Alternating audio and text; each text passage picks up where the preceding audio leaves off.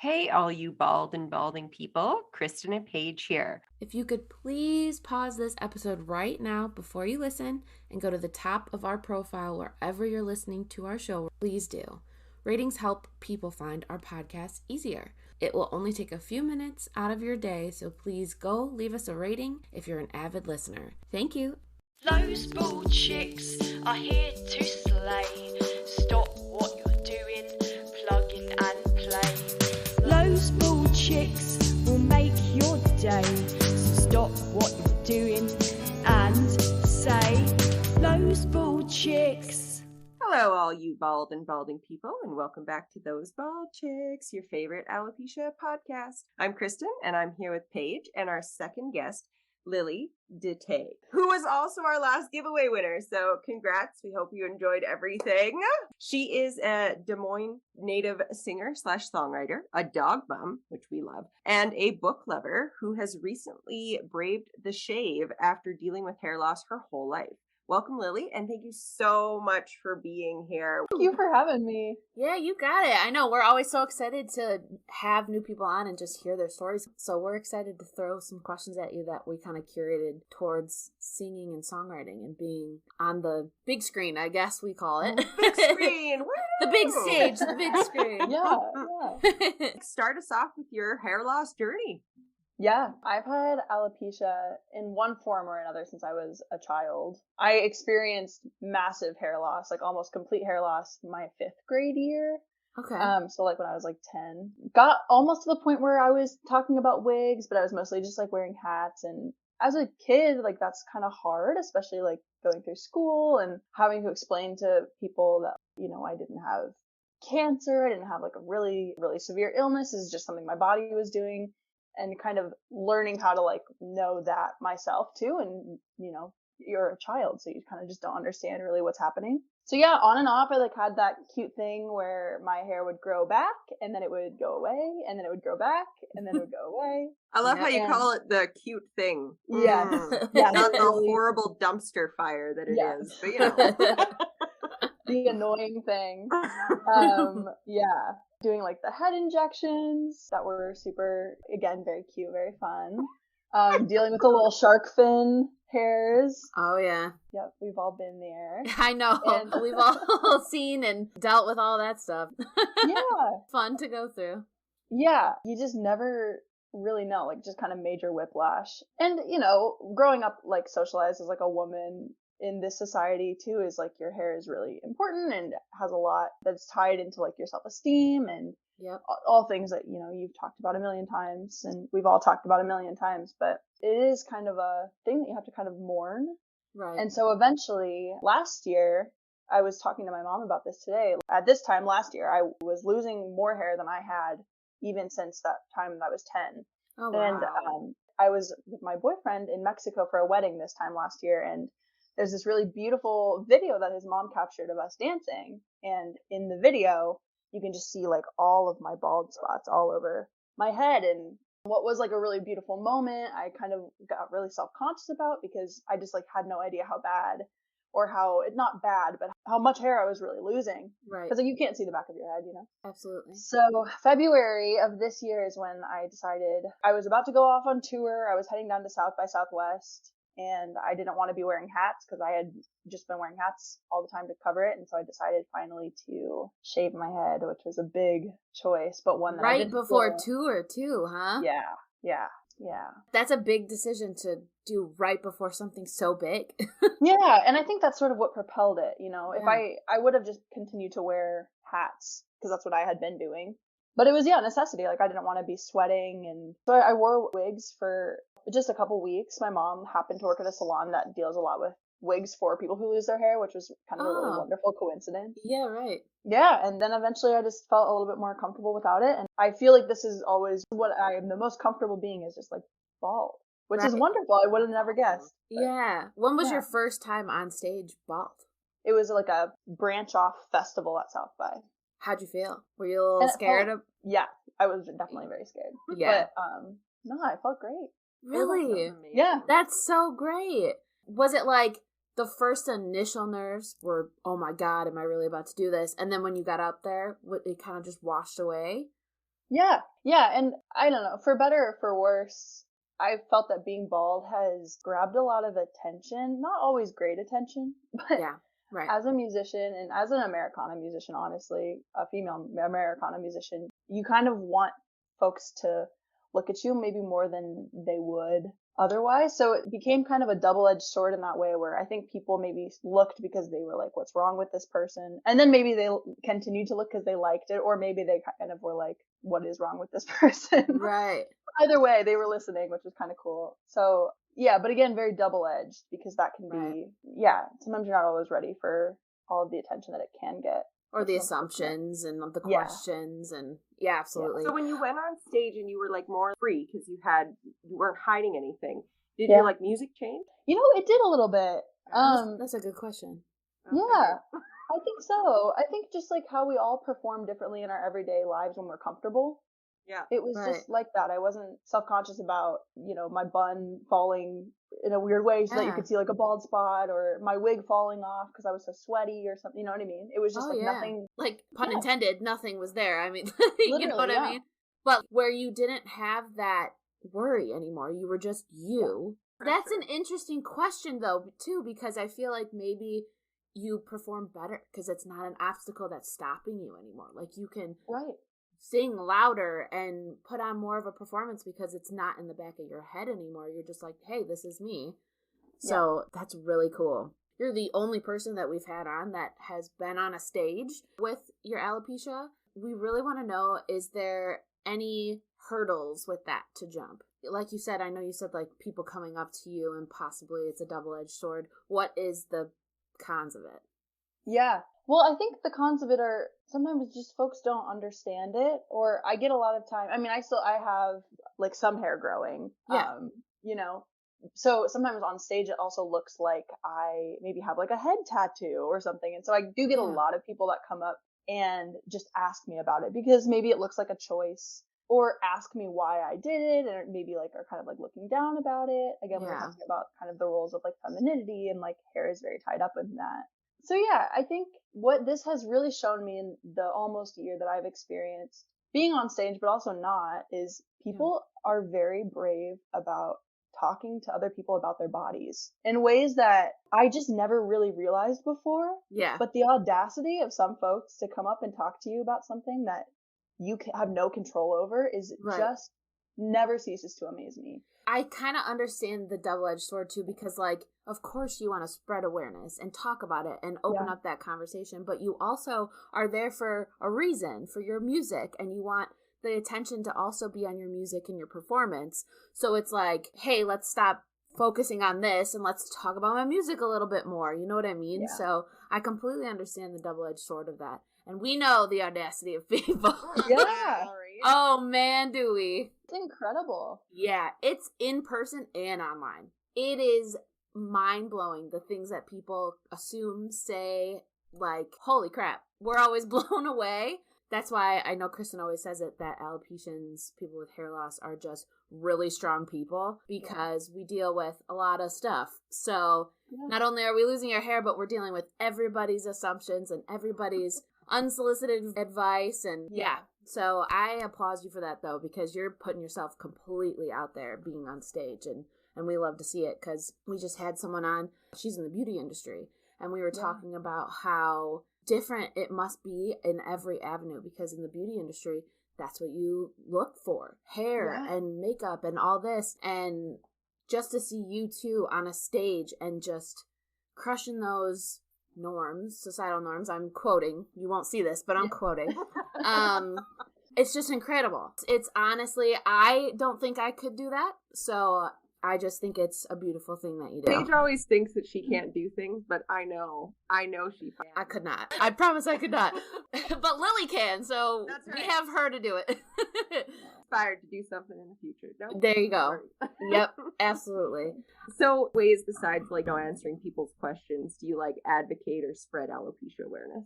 I've sort of leaned into it a little bit more now that I'm bald. I think before I was a little bit nervous too, because I didn't feel like I had enough alopecia, if that makes sense. You know? Makes sense. Like I didn't feel like it was real enough.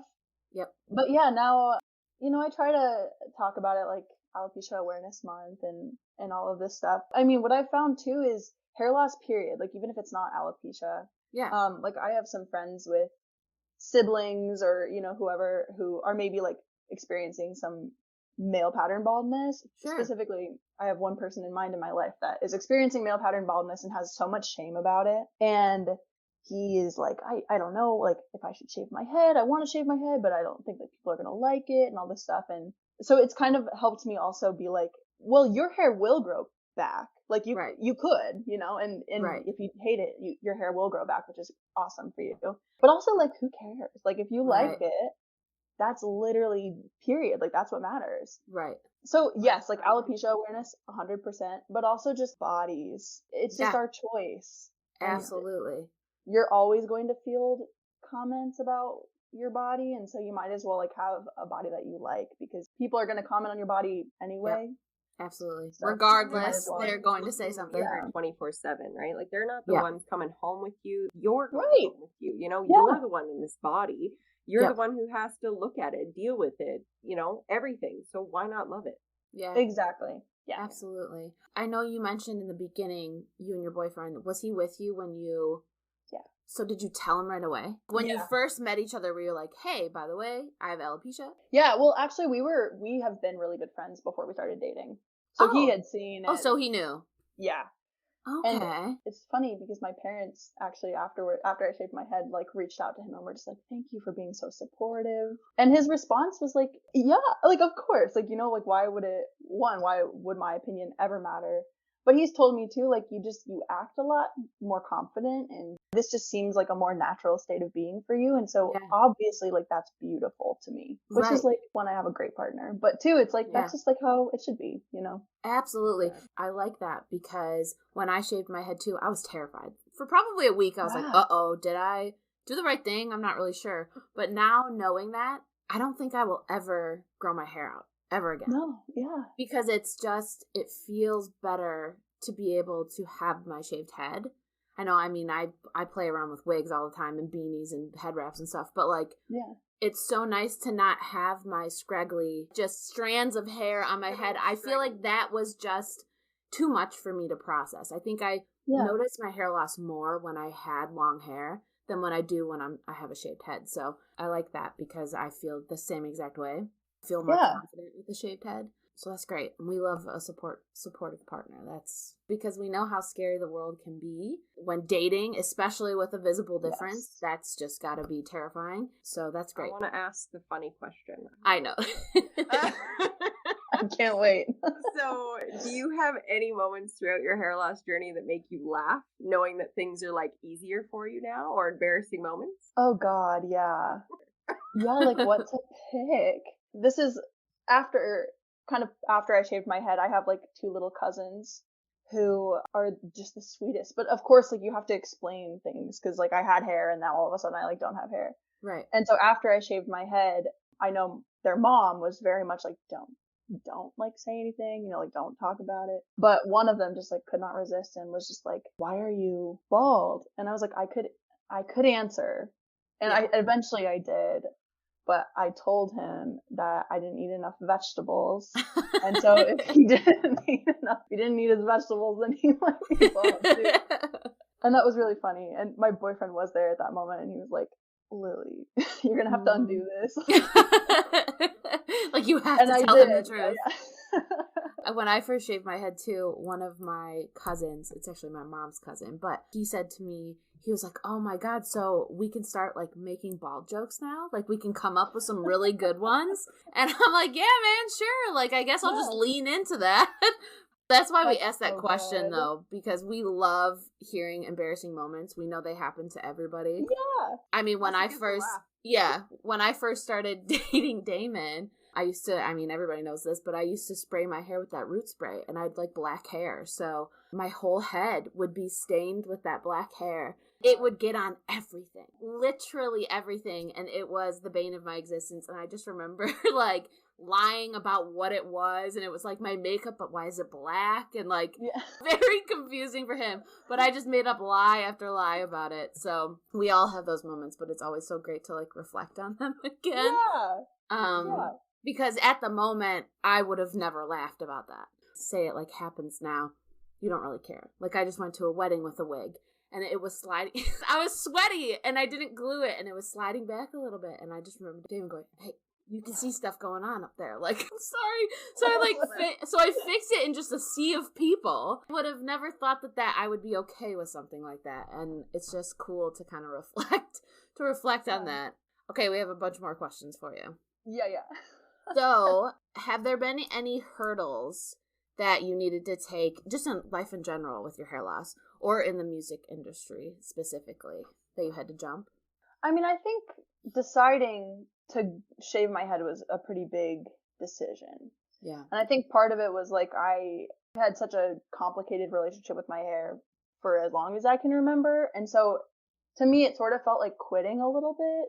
Yeah. Like, I've been trying so hard, and we're lucky to have the University of Iowa like so close here. And they have like an experimental, I don't know where it's at now, but this time last year, they were kind of experimenting with JAK inhibitors and Xeljanz and medication basically to stop the part of your body that's like attacking your hair follicles. And it has a very great success rate. Like, a lot of people do grow hair. The downsides of it being it suppresses your immune system, and once you stop taking it, your hair will fall out again. So it's like something that I would have to decide at 24 at the time that I was going to be on for the rest of my life, essentially, if I wanted to have hair. And that was really hard for me because it was weird to not make that decision.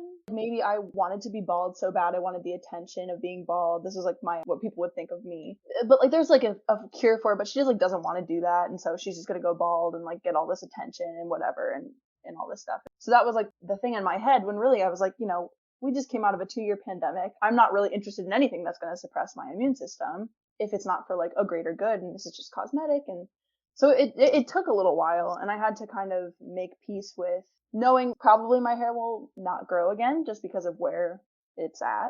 Probably my hair will never be as long as when I shaved it. Yeah, sure. And my femininity, I felt like that was pretty tied to it, and I was never really a feminine person. So that was interesting. And ironically, I feel like I'm able to be a little bit more feminine now for whatever reason. I feel so much more comfortable with like dresses and makeup, and that's like a whole nother conversation. But I think just identity, and like, you worry a lot about what other people are going to think of the decisions that you're making.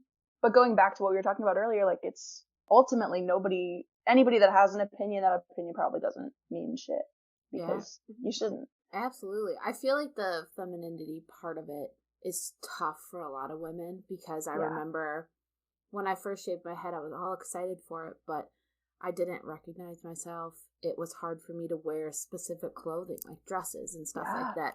It was so much easier for me to rock a sweatshirt and sweatpants or jeans or whatever, which is normally what I wear. But I mean, I felt more comfortable with a shaved head and those things when I tried on bathing suits or did this. And I was like, oh my gosh, what's happening with my brain? I can't process this. And I know that's not me. I know that's society. I know that's everything that I've grown up with and seen on TV. And I mean, look at how many times that bald jokes are a thing, or people tear people down because they have like less hair. I mean, like, the big thing for men is like attacking men if, oh, your hair is going to start receding, or, stuff like that. And we covered this years ago. I think it's when we first started the podcast, where a fan at a basketball game, they decided to throw this guy, one of the players, off his game, was to print out flyers talking about him balding. And it was like a big Trey is balding. It's a chant. Trey is balding. So they all started chanting that to throw him off his game. It's like stuff like that we've seen time and time again in the hair loss community, where we're like, we understand why it's so scary to take the plunge to shave your head, to take the plunge and the step to talk about your hair loss, because you literally never know who you're going to be met with. You don't know if the people in your life are going to support you or attack you for it, or talk shit about you before it, or have stadiums full of people chant at you about it. Yeah, it's just crazy seeing everybody's different perspective, and that's why we think it's so cool to have you on too, because you are on a stage. Like, there is that possibility that people could say terrible things, Yeah. And you're not the first person that I've heard think that, where you might think other people are thinking you use your bald head to get further in life or get more attention. I've heard that so many times. I've actually heard people talk about people saying that about someone's hair loss, And that's the weirdest part for me too. It's like we didn't choose to have hair loss. This is Right. 100% what our bodies are just doing. So in fact, for people to say that about our hair loss and, oh, that's going to help you get further in life and you're trying to get attention is shitty because it kind of just erases our story. Like, oh, your story doesn't matter. Your journey doesn't matter. Your trauma of it, everything you went through doesn't matter because don't worry, you're going to get further in life because of this. And it's like, what?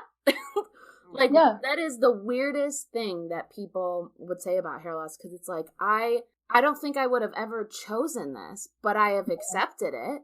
Right. If you told me when I was 19 years old, hey, will you choose hair loss or having hair? I'm pretty sure I'd be like, oh, I'll have my hair. What the hell? And who wouldn't? Right. Like, I think most people would. What we chose is just not being, like, put down for it. Or we weren't going to anymore. We're making, like, the best out of a situation that, honestly, is pretty shitty. Right. We chose to accept it. Yeah, we're not. And take control of it. Like, the drugs necessary to grow it back. And you don't know what those officially caused down, like, 30 years down the road. We don't know. They're still trying. Right? Nobody so knows, right? Take that chance, cause something else that we have to deal with. That's just a silly thing to even try out, in my opinion. Same with me. I was going to say, in my opinion, too, like, if it's just temporary, that if you're off the medication, all your hair gets lost again and, you know, it's gone forever, I feel like that's not worth it to me because it's just a temporary fix in my head.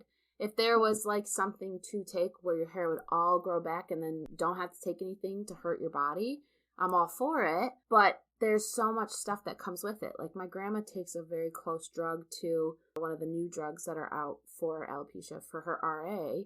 And, I mean, it's a powerful drug. She's had a lot of complications with it and just, like, a lot of stuff that has happened because of it. And I'm like, her RA makes sense for her to take it because her body will literally freeze up. And, like, me, my hair loss, I feel like I'll just accept it. I'll keep it moving. You know what I mean? Yeah. Well, it's kind of like, for what, you know? Like, of course, like, you have to always weigh costs and benefits. But when I was thinking about it, too, it's like, this is because, it's not necessarily because I want hair, because I've always felt a little bit, like, stifled by my hair in the long run. But it's because I don't want other people to think, like, a certain thing about me making this decision, like, knowing there's something. And I know people have had, like, fantastic experiences and that's great. But it's important that everybody's got that choice. And we do, and that's fantastic. That's the beautiful part about it, is every person has that choice to do it. And I think just opening that communication and that conversation up is great, too. Because I would love to hear from people that are on it and hear what they went through, or if they liked it or if they hated it. Because it's so great to get all sides of the story, you know, all sides of the experience. So, that would be a really great episode. I know, right? Somebody. Absolutely. I think I know of someone. Like 2 people that are doing it right now, like the trial. So we should for sure reach out to them. So for our next question, what lesson took the longest for you to learn in regards to hair loss? Wow. I think something I'm still learning, again, this is going back to things that people say to you unwarranted. You don't have to answer. I think that's hard. And especially, like, I'm in the Midwest. We've got, like, a Midwest nice thing. You just want to be, like, accommodating and courteous. And I'm just kind of a people pleaser. We understand the nice. Yes, you do. And being honest. And, you know, you've got that whole other thing about, like, spreading awareness for it. Sometimes we'll be out, like, dancing, and somebody will come up and, you know, assume that I have something or another and ask me about, like, my journey. And it's taken me a while, and it still isn't always clicking that I don't have to engage, like, have those conversations with people. One, because again, it's like you're speaking about my body and things that I can't control, and that's, like, sort of out of line for you to do, whether your intentions were good or not. And 2, like, you just don't, like, you don't owe anybody anything. And that's hard, I think, for a lot of reasons that I outlined. But I understand that too, because I mean, I grew up in a family that everybody talks to everybody. My dad is notorious for talking to a stranger and getting to know them and making their day. So, like, I always am entertaining strangers, and I'm like, yeah, okay, I'll answer this and do this. But, like, that's really hard, and I think that's one of the biggest things for me to jump to, because I know I'm like that. So if I go out without a wig, because I got patches galore, and if I go out without a wig, I know I'll get questions, because areata, I've never seen it in the wild, so I know people will be like, whoa. I expect old men, especially, Yes. come up to me and be like, did a lawnmower get on your head or something stupid like that, where I don't know how I'm going to respond to it. Like, I don't know if I would freeze in that moment. I don't know if I would run away. I don't know if I would be aggressive towards that person, because I know that will happen. And I know I entertain people, and I know that I'm like very nice and willing to talk to people, but it's the crap people that terrify me. So yeah, I completely agree. It's learning how to just walk away when you don't want to entertain someone. I totally agree with that. What are your best resources or people that have helped you along your journey? Honestly, you guys, you were one of the first, because I'm still sort of like new on the bald journey specifically. And so you guys were one of the first accounts that I found. Oh, you're kidding. And I was like following you for a little while before I reached out. Way to make our day, Lily. Way to No, really. And I wish I totally could just be saying it to flatter you, but it's true. I did not even expect that. Kind of like, wait, did you just say us? yeah, no, absolutely. That's so cool. Because I also have areata, so I've got like the patches galore, and I usually shave my head, so I'm just bald, but you can still see my like follicles and whatever. And so, and honestly, your pictures about like growing your hair out a little bit and like your patches and just like rocking your patches that just never seemed like an option to me. Right. And then I saw your posts about it and was like, oh shit, like I don't have to do anything. Right. Like I can do whatever I want to. Right. So that was really big. And then music wise, of course, like Molly Tuttle. Gotta love her. Crooked Tree I listen to probably 5 times a week. I swear to God, because that's all about alopecia and her journey, and love her. Yes. Yeah. And then, there was the whole like Jada Pinkett Smith thing, which is really funny because that happened 2 weeks after I shaved my head. Of course, right? Of course. So that sent me down that journey, or like down her journey with it, and that's like a whole other conversation. Yeah, I don't know. I've learned a lot in not a year of being bald. Yeah. And I think this is the first time that I've really accepted alopecia. Like I put it into context in my life before and would be able to explain my little shark fins and whatever, and why I was wearing beanies and like hot tubs on our ski trips and all this stuff. And I've been used to talking about it, but this is the first time, and maybe I just needed that external validation of being bald. Maybe that's just what I needed for myself. Sure. But it's kind of the first time I'm going into like a community of folks that get it, and that is so. I know, it's like our own little island. Yes. I agree though. It's funny because I resonated a lot with people that would rock their patches. So, and people specifically that had longer hair and are rocking their patches, because I never had that option because I shaved my head before I did. So like one of our friend Carly, she has long hair and she rocks her patches. And Jess, who was the first guest on, she also has long hair and rocks her patches. And I look up to people like that too, because I never was comfortable enough to do that. I think that might be my one regret, was I wish I kept my hair a little longer to see if I would be okay with rocking my patches like that. Just because I'm in a different mindset now. And so like finding people that just make sense to you in your journey, where you're like, holy crap, look at that person just rocking their alopecia and not caring. Another person I'm thinking about is Gabe. That's one of our really good friends too. He rocks his patches now. I see videos. When we first had him on, he was still kind of like feeling it out. But now I see him rock climbing with no hat, no beanie, just him being himself. And I'm like, I look up to people like that because I'm there, but I'm not there. So it's nice to see people doing it, because that pushes me just a little further to kind of get out there and do it myself. Yeah, that's really cool. I'm probably going to go cry. I mean it. I totally mean it. That really took we're just here to talk to people. Like that was our whole thing. We were like, listen, Kristen was hiding for, 19, 20 years. And I was hiding for like 10, and we were like, let's talk about this. Let's get everybody's perspective on their hair loss, and yours has been incredible. And I always like watch your lives and everything that you've been doing. Just because you're very talented. I just wanted to say that. You are wildly talented and your voice is incredible, so I can only imagine what you sound like on a stage. Thank you. But I would love to see you on a stage. It would be cool to go to a show. What'd you say? She said, "Are you going to Canada?" Calgary specifically. No immediate plans, unfortunately. Maybe a 2024 goal. Yeah, maybe. Michigan. So I'm fairly close. So whenever you tour again, I would absolutely make the trek because I think it would be really cool to see someone with alopecia just on stage and watching them. So yeah, very cool. All right, ask our favorite question. Yes, our favorite question to ask. What is, since you're so new, since you just braved the shave, I'm very interested in what you're going to say. What is one piece of advice that you would want to give to someone new to hair loss or possibly regressing right now with the hair loss? I would say summer sunscreen. Summer sunscreen. Yes. Yeah, actually. That's there were a few unsolicited conversations I had with some men that I let pass because they were like, hey, if you haven't done this before, you need to put sunscreen on that. And I was like, okay.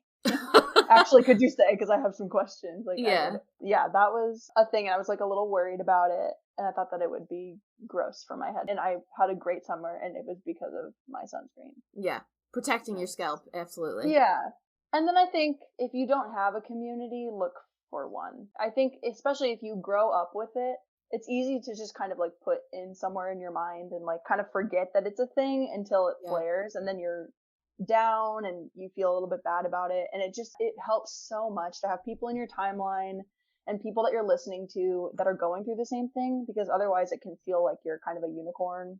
Yeah. And you're kind of like the only one, and you're just not. Like, a lot of people experience alopecia. It's just whether or not they're going to talk about it. Isn't it weird to know that where you live, there's probably so many alopecians, but they don't talk about it? Or they don't know. Or they don't know. Yeah, because I feel like I got alopecia way earlier than I think.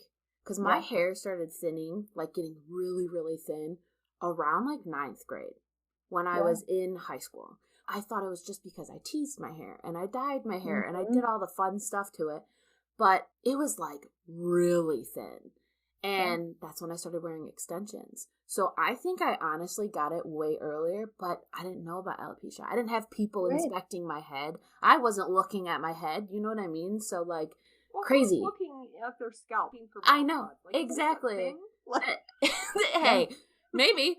I might be like parents. Oh, monthly bumps. Monthly bumps. Ticks are a thing. That's true. Yeah, let's make bald spots a thing. Yeah. Everybody start checking your heads. Look for bald spots. It's true. There's probably so many more people that have it that don't know, that aren't a part of the alopecia population. There's millions and millions of people that have it, but, we get, I know we're going to close it out, but we get time and time again, like 60, 70-year-old people that message us about, oh my God, thank you for doing your podcast. I've had this for 60 years and I don't talk about it. So like this has helped me talk about it a little bit more. And that in itself is everything to us. That's our goal, is like when we first started this, I never even thought about people like that. I thought about young people. I thought about people our age. I never thought about the older generations that have alopecia and have never spoken about it. Yeah. So we just didn't want anybody to ever feel alone again. And if we could do that for people, that's basically why we do this. You got it. Absolutely. And it really helps. It makes it so much easier. And we want to say thank you. Thank you so much for being on so much. and giving your perspective and your story. And we can't wait to see what you do with your career and your music. And children eat your vegetables. You'll end up looking like us. No kidding, gosh. But thank you again, Lily. It has been incredible having you on. Thank you, guys. And thanks for that head wrap. It looks so great on you, It's too. my favorite. Yeah, I love it. That's so great. I know. Congrats on winning that. That's so exciting. Thank you. All right, our lovely chick bit of the day. So the Nobel Peace Prize is named after Alfred Nobel, the inventor of dynamite. The Nobel Peace Prize. He's the inventor of dynamite. Love it. Explosive. This man is explosive. Oh my God, my puns aren't even funny anymore. I know. If you want to get a hold of us, you can email us at thosebaldchicks@gmail.com or send us a message on Instagram or Facebook. All of the links to everything you need will be in our direct me, which will be in the episode description. Until next time, guys, Bald Pack out.